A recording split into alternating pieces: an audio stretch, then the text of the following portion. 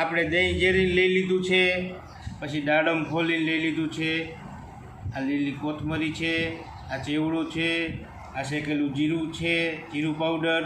તો ચાલો આપણે હવે બનાવશું ફરાળી વાનગી દહીં ચેવડો.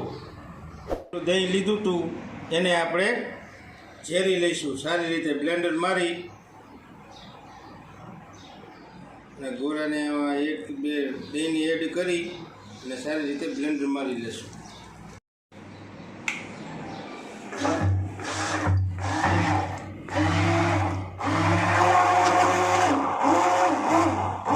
અને દહીંને 2 થી 3 મિનિટ જ આવી રીતે આમ ઝેરવાનું રહેશે, એટલે તમારું અસલ મજાનું ઓરું દહીં ચેવડામાં ચાલે તેવું થઈ જશે.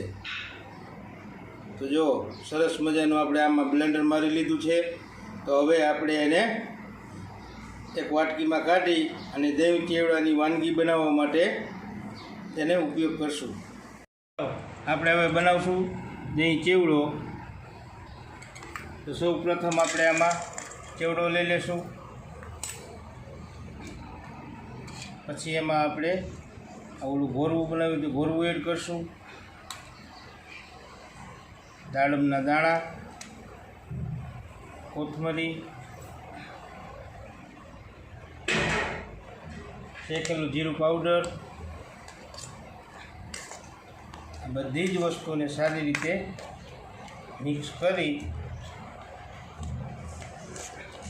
જો એને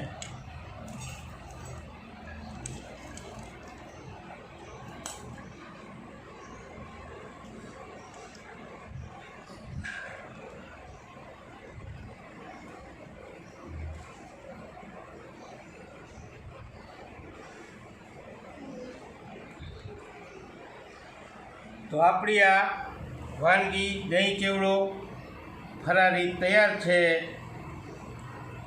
તો જોતા રહો ટેસ્ટ ઓફ મનીષ. લાઈક કરો, સબસ્ક્રાઈબ કરો.